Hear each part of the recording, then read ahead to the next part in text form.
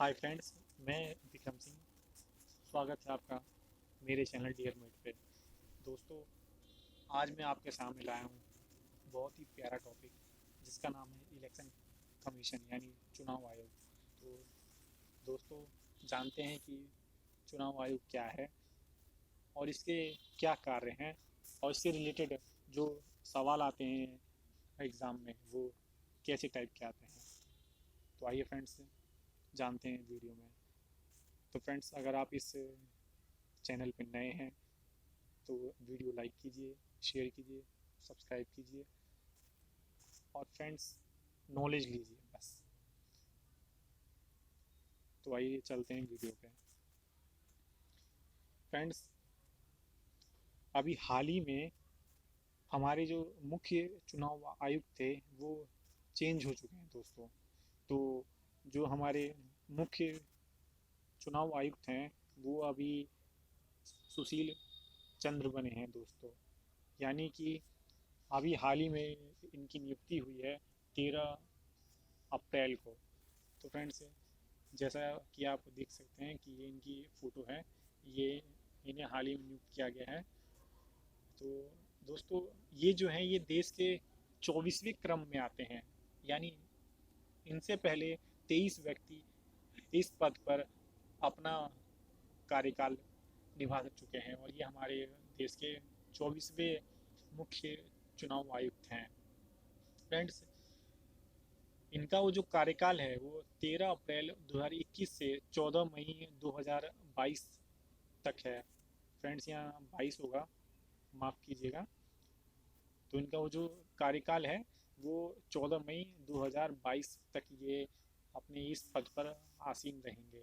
Friends, इससे पहले 23वें मुख्य चुनाव आयुक्त थे वो सुनील अरोड़ा थे फ्रेंड्स, जिनका कार्यकाल 12 अप्रैल 2021 तक था और 13 अप्रैल से जो है सुशील चंद्रा बने हैं। फ्रेंड्स, अब जानते हैं कि भारत निर्वाचन आयोग क्या है और इसके क्या कार्य हैं। तो फ्रेंड्स, सबसे पहले जानते हैं इनकी स्थापना कब हुई थी। तो स्थापना 25 जनवरी 1950 को हुई थी। हम लोग 25 जनवरी को हर साल राष्ट्रीय मतदाता दिवस के रूप में बनाते हैं। यानी फ्रेंड्स, हम लोग हर साल जो है 25 तारीख को पहले महीने में राष्ट्रीय मतदान दिवस बनाते हैं।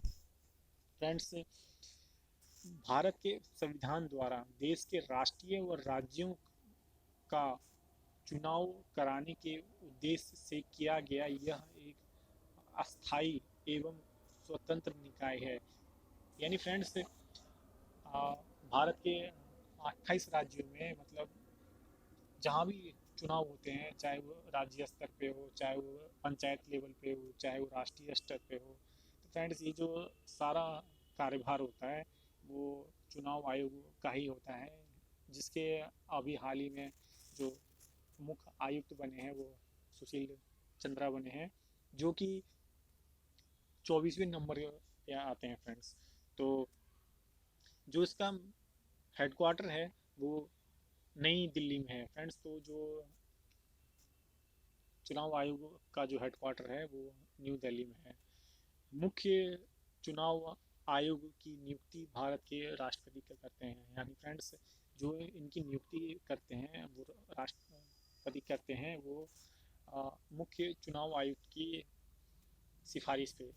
मतलब ये हुआ दोस्तों कि इनसे पहले जो थे वो सुनील अरोड़ा थे, जो कि 23वें नंबर पे थे।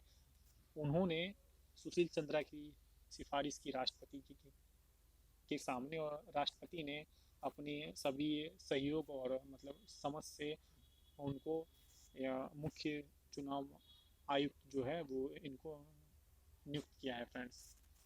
तो इनकी जो अवधि काल होती है वो 6 वर्ष या 65 वर्ष तक की आयु जो पहले हो जाए फ्रेंड्स। यानी क्या होता है कि या तो इनका कार्यकाल 6 साल का होगा या फिर जो है इनकी उम्र 65 हो जाए, तब तक ये अपने पद पे रह सकते हैं। जो इनमें से पहले हो जाए तो उस तरह से हट सकते हैं। तो फ्रेंड्स मोस्टली जो होते हैं उनकी आयु 65 वर्ष हो जाती है और वो हट जाते हैं। मेरे ख्याल से 6 वर्ष जो है सिर्फ एक ही रहे हैं जिनका नाम था सुकुमार सेन।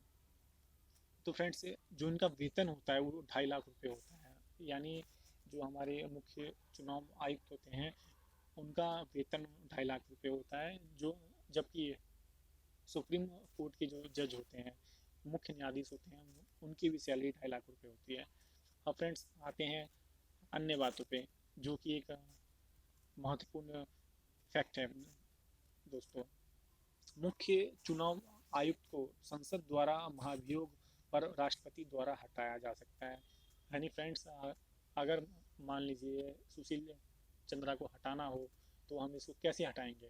तो इसके दो प्रोसेस हैं। या तो ये अपने आप ही त्याग पत्र दे दें, या फिर संसद द्वारा इन पर आरोप लगाया जाता है। अगर मान लीजिए कि अगर ये किसी भ्रष्टाचार मामले में अगर ये फंसते हैं तो संसद द्वारा इन इन पे महाभियोग लगाकर हम इन्हें हटा सकते हैं फ्रेंड्स। तो ये एक प्रोसेस है। प्रथम चुनाव आयुक्त सुकुमार सेन थे जो 21 मार्च 1950 से 1958 तक रहे हैं फ्रेंड्स। यही एक हमारे एक मुख्य चुनाव आयुक्त हैं जो लगभग 8 सालों तक अपने पद पर आसीन रहे। और ये रेलवे का फेवरेट क्वेश्चन है कि प्रथम चुनाव आयुक्त कौन थे? तो सुकुमार सेन थे, जिनके आप फ्रेंड्स फोटो देख रहे हैं। ये हमारे पहले मुख्य चुनाव आयुक्त थे। उसके बाद आता है फ्रेंड्स के संथानम समिति की सिफारिश पर 61वें संविधान संशोधन 1988 द्वारा वोट डालने की उम्र 21 वर्ष से घटाकर 18 वर्ष किया गया। फ्रेंड्स ये एक इम्पोर्टेंट फैक्ट है कि 61वें संविधान संशोधन 1988 द्वारा वोट डालने का जो अधिकार है वो 21 से घटाकर 18 किया गया। फ्रेंड्स इसका मतलब ये हुआ कि जो पहले थे 1988 से पहले, मतलब जब हमारी एज 21 वर्ष होती थी तब हमें वोट डालने का अधिकार मिलता था। लेकिन इस संविधान संशोधन के द्वारा जो हमारी उम्र हो गई है वो 18 साल के बाद हम लोग वोट डाल सकते हैं, जैसा कि आप लोग जानते होंगे और आप लोग वोट डालते भी होंगे। फ्रेंड्स उच्चतम न्यायालय द्वारा 2013 में नोटा का बटन का ऑप्शन दिया गया। फ्रेंड्स अब ये नोटा क्या होता है? तो आइए जानते हैं नोटा। अगर मान लीजिए आप बिहार राज्य में रहते हैं और बिहार राज्य में जैसे लालू यादव की पार्टी है, नीतीश की पार्टी है, बीजेपी की पार्टी है और एक जो रामविलास पासवान उनकी पार्टी है। अगर आपको इनमें से किसी को आप वोट नहीं देना चाहते हैं तो आप नोटा का बटन दबा सकते हैं, जिससे फ्रेंड्स ये होता है कि आप इनमें से किसी को भी नहीं चुनना चाहते हैं। तो इसलिए जो है नोटा का जो है ऑप्शन दिया गया 2013 में। फ्रेंड्स ये जो है इसकी मांग एक हमारे देश के एक नागरिक ने की थी 2009 में। तो 9 से 13 तक में जो है इस पर बहस हुई और 13 में जो है इसमें उन्होंने विजय पाया और इन्होंने जो है नोटा का ऑप्शन दिया। भारत में जो चुनाव प्रणाली है वो फ्रेंड्स ब्रिटेन से लिया गया है। यानी हमारे भारत में जो आप स्ट्रक्चर देख रहे हैं चुनाव प्रणाली का वो हमने ब्रिटेन से कॉपी किया है। फ्रेंड्स चुनाव आयोग में 3 सदस्य होते हैं, एक मुख्य चुनाव आयुक्त तथा 2 अन्य शेष होते हैं। तो फ्रेंड्स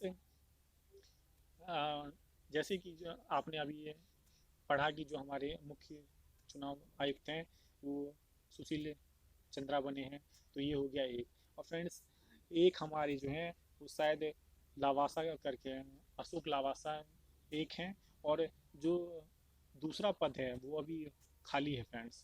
तो जब वो पोस्ट पे आ जाएंगे तो आपको न्यूज़ में उसकी जानकारी मिल जाएगी।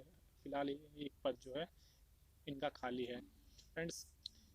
संविधान में अनुच्छेद 324 से 329 तक चुनाव से संबंधित अनुच्छेद है, और ये लाइन इस पूरी वीडियो में सबसे इम्पोर्टेंट है मेरे हिसाब से फ्रेंड्स।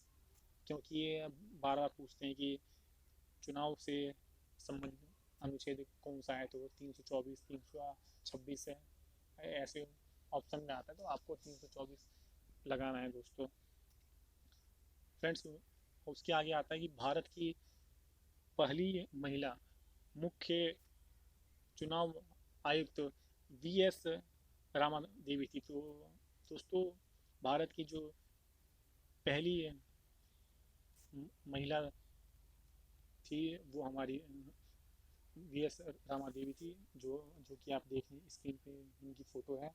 ये क्रम में 9वें स्थान पे थी, यानी इनसे पहले 8 व्यक्ति इस पद पे रह चुके थे, और इनको जो है सो 1990 में मार्च में इस जो पद है उसका भार सौंपा गया, और नवंबर में 90 में ही इनसे वो पद वापस ले लिया गया। तो लगभग ये 6-7 महीने रही थी वी एस रामा देवी जी, जो कि वो क्रम में 9वें स्थान पे है। तो फ्रेंड्स ये वीडियो जो है यहीं पे ख़त्म होता है। और दोस्तों अगर आपको जानकारी अच्छी लगी तो मेरे चैनल को लाइक कीजिए, शेयर कीजिए, सब्सक्राइब कीजिए और सपोर्ट कीजिए फ्रेंड्स। क्योंकि आपके सपोर्ट से ही ये वीडियो लोगों में जाएगी और उन्हें भी नॉलेज मिलेगी। तो फ्रेंड्स मिलते हैं अगली वीडियो में नए टॉपिक के साथ। फ्रेंड्स जाने से पहले आपको एक बात और कहूँगा कि रेलवे का एक फेवरेट टॉपिक है कि राज्यों से संबंधित जितनी भी पार्टियां होती हैं दोस्तों, आप उनकी एक लिस्ट बना लें कि कौन सी राज्य पार्टी किस राज्य से संबंधित है। तो फ्रेंड्स ये भी एक टॉपिक है जो कि रेलवे में पूछता है, ग्रुप डी वगैरह में काफ़ी इम्पोर्टेंट है। तो ये आपके लिए एक इम्पोर्टेंट मैंने एक होमवर्क दिया है जिसे आप कीजिएगा। और फ्रेंड्स वैसे भी नेक्स्ट टॉपिक को मैं आपको अगली वीडियो में अपलोड कर दूंगा। तब तक के लिए धन्यवाद। जय हिंद।